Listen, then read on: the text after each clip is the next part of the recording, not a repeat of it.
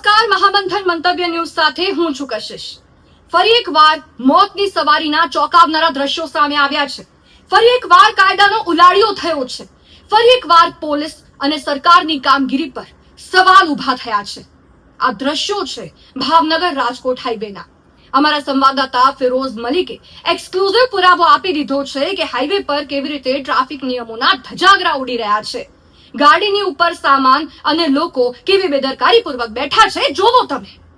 Highway પર આમ વાહનમાં ઘેટા બકરાની જેમ લોકોને ભરે અને એમનું તથા અન્ય વાહન ચાલકોનો જીવ જોખમમાં મૂકવામાં આવે છે કોઈ પણ પ્રકારના કાયદા કે પોલીસના ભય વિના।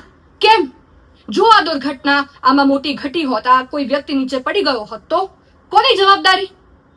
શહેરોમાં તો ટ્રાફિક પોલીસ કાર્યવાહી કરે છે, પણ હાઈવે કે જ્યાં 100 થી વધુની ગતિએ ગાડીઓ ચાલતી હોય ત્યાં કેમ આવી બેદરકારી?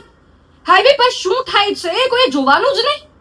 બેફામ મોતની સવારીઓ દોડી શકે એટલે જ ને, કારણ કે કાયદાની પકડ ત્યાં ઢીલી પડી જાય છે। શહેરોમાં તો શું મલાઈ ખાવા મળી જાય એટલે ત્યાં કામ કરવું ગમે, પણ હાઈવે માટેના કડક ટ્રાફિક નિયમો હોવા છતાં એની અમલવારી કરાવવામાં પોલીસ અને સરકાર કેમ નિષ્ફળ જાય છે એ સૌથી મોટો સવાલ છે।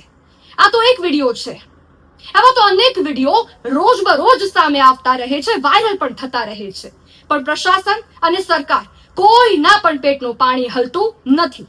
હાઈકોર્ટની ટકોરને પણ ઘોડીને પી જાય છે।